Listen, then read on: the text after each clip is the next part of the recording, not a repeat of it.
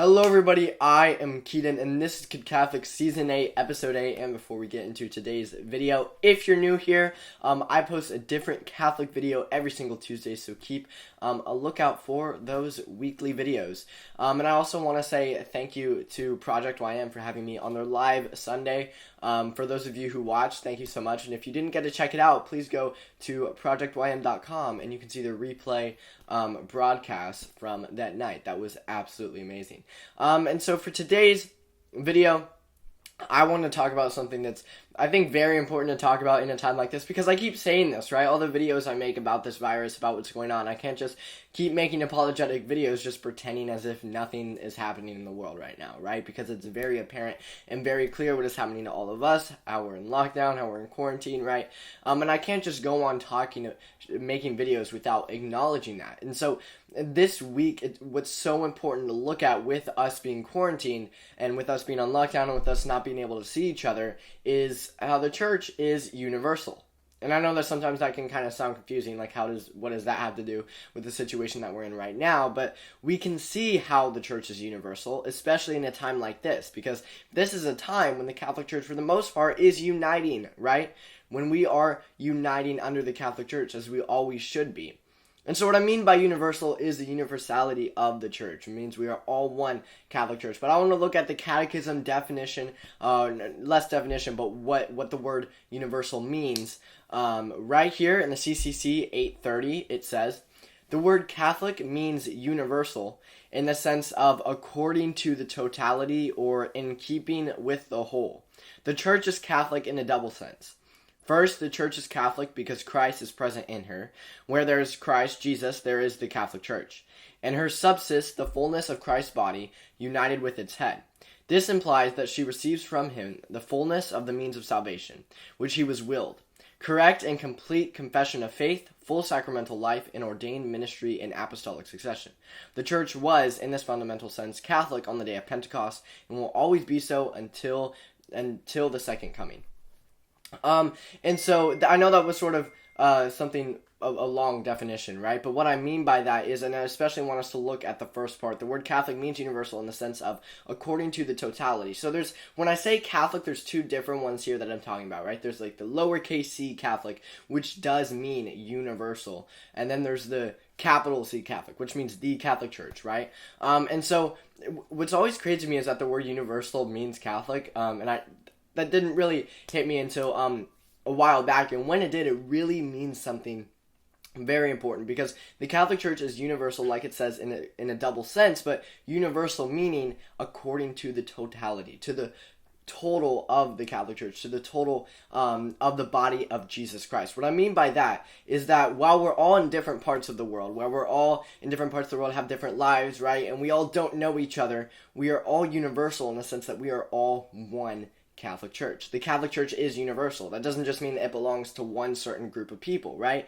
And that if you're not that group of people, or if you're not this sort of stereotype, right, then you're not a part of this Catholic Church. The Catholic Church is universal, and the Catholic Church is for everyone. And those who are in the Catholic Church are universal because we are all a part of that. And the word Catholic meaning universal is so important, just like the CCC says here. Now, why I'm talking about this week, why I'm talking about the universality of the church, like I said, is because of what is going on in today's world and how we all have to be united. And in a way, that's what being a universal Catholic Church means. It means to all be united under one Catholic Church. We are all the body of Christ, and we need to show that unity, especially in a time like this.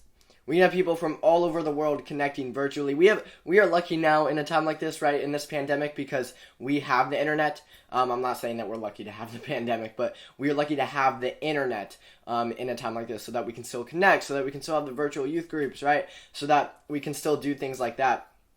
But having the internet in a time like this just expands and really exemplifies the universality of the Catholic Church, how we are all universal and how we are all united in there for one another. Because it's not like we're just completely separate and we have to handle things on our own with our own parish specifically, right? No, we are all universal and all coming together. And I think we need unity in a time like this more than ever, because even Jesus Christ, even the the God of the world, Jesus Christ, when he came here on earth during his passion, when he was fully human and fully divine, when he came here on earth during his passion, even though he was fully divine, that fully human side of him still couldn't carry the cross by himself, right? He needed Simon to come and help him. Just like how whatever we're going through, because like I said before, a lot of things are happening as a result of this virus, right? People are going unemployed. Terrible things are happening. So whatever we might be going through, we can't carry that cross on our own.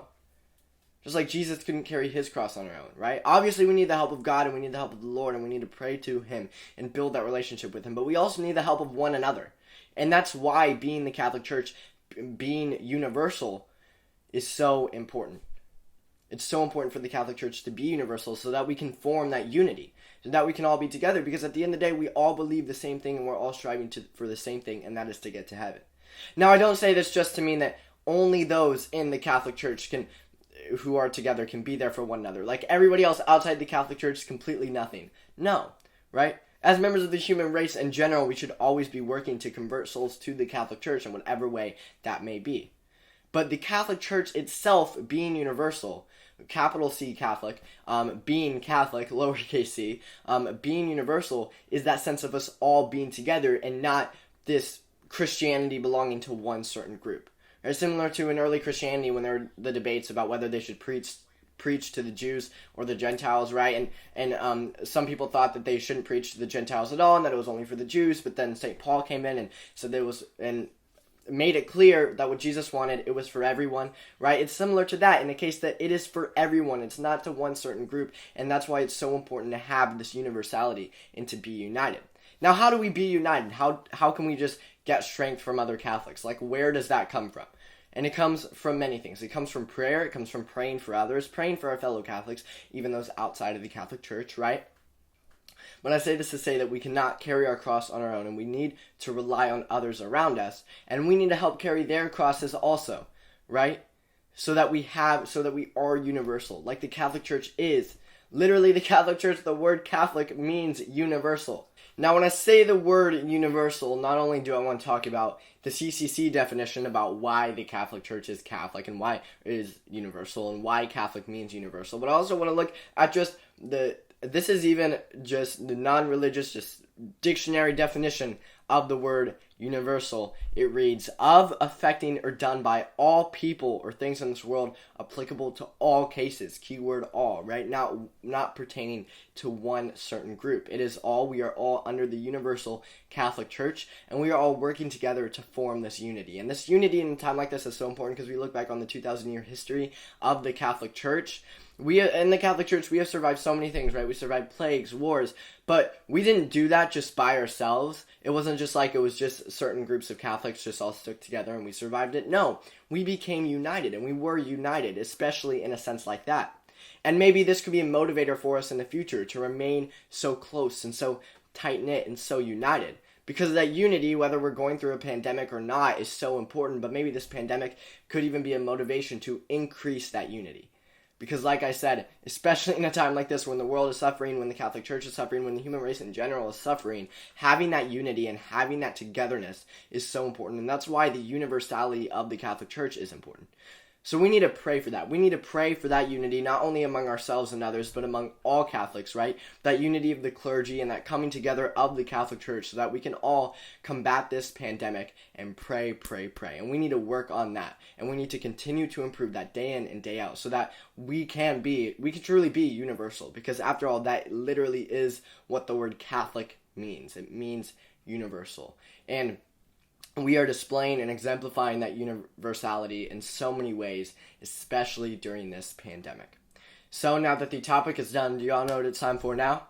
It's time for the Saint of the Week! And today's Saint of the Week is St. Clare of Assisi. Now, I absolutely love St. Clare of Assisi, and some of you might know that I actually have a very special devotion to St. Clare of Assisi when I was lucky enough to visit Assisi in Italy. I really gained a devotion to her there, and she's one of my patron saints, so I'm very excited to talk about her. I know her story very well. So let's get into it. And the reason I chose her for today's topic is very evident when talking about what it means to be united and to be universal. St. Clare exemplified that in many ways. So St. Clare took after St. Francis of Assisi in many ways. She heard him preach multiple times, and she was truly inspired by him, so much so that she wanted to follow his footsteps in whatever way possible. So much so that she was actually, so much so that she was actually considered or called another St. Francis, which is just incredible. But she actually became friends with St. Francis, and St. Francis was like a spiritual mentor to her, and she ended up taking care of him when he was sick and dying and old. And so after that happened, St. Clare of Assisi started her own order, and her younger sister, who later became St. Agnes, joined her. And St. Agnes has an incredible story of her own also. St. Clare of Assisi started her own order. They were called the Poor Ladies of St. Clare.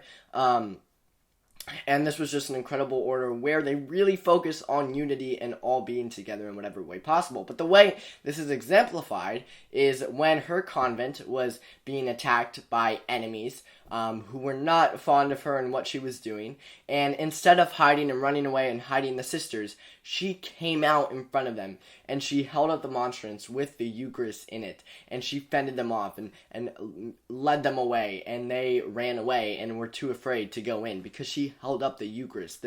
The Lord and Savior Jesus Christ fended them off, and St. Clare of Assisi was brave enough to do that. Well, what does this have to do with unity? This has to do with unity because her entire convent was together with her, and they were united with her, and the followers of St. Francis were united with her. But in a time of hope, in a time of need, it wasn't like it was just her all by herself, right? She had those around her and those helping her to bring her the bravery to hold up that monstrance to fend off those enemies. And she had those helping around her who were united with her instead of just abandoning them, which is something that we need right now.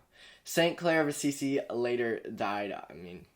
I think I don't know why I needed to say that. No, it's not like she's alive right now. Yes, she later died, but she is in heaven, which is just, she just has an incredible story and an incredible one for this topic. And anytime we ourselves feel like we might be having a hard time achieving that unity, achieving that togetherness with those around us and with others in the Catholic Church and outside of the Catholic Church as a whole, we need to look to St. Clare of Assisi for help, and we need to pray through her for help because she is such an incredible saint and such an incredible help to us in so many ways. And so, really quickly, before you click off this video, I'm going to ask you a favor. If you are not subscribed already, because I saw the other day, and like a lot of people who watch my videos are not subscribed, if you would, click the red subscribe button down below. It's completely free. If you don't have a Google account, then you can just really quickly sign up for one, and it really helps support my channel in a lot of ways and help support my ministry so that we lead others closer to Christ, which is what I'm all about. So if you would please do that and subscribe to help support my ministry, I would greatly appreciate it. And please share this video and channel with your friends and family. Make sure they subscribe to help this ministry continue to keep going. Also, if you're new here, again, I post a new video every single Tuesday, but not only do I make videos, I also give talks, and I've recently given virtual youth night talks, right, since we actually can't be in person. So if you want me to come and give a talk, whether it's via Zoom, whether it's whatever it may be, please go to kidcatholic.com and go to the Contact Me page, or just email me directly at kidcatholic1@gmail.com for details about that. Please check out all three of my social medias, Facebook, Twitter, and Instagram. The link to all three of those will be in the description and in the comments down below. Let's see, is there anything else? Please like the video. Please comment any saint or topic suggestions that you might have for future videos, and I might just get to them. Thank you all so much for watching this episode of Kid Catholic. This was Keaton of Kid Catholic. I'll see you all later, and hi, Brio.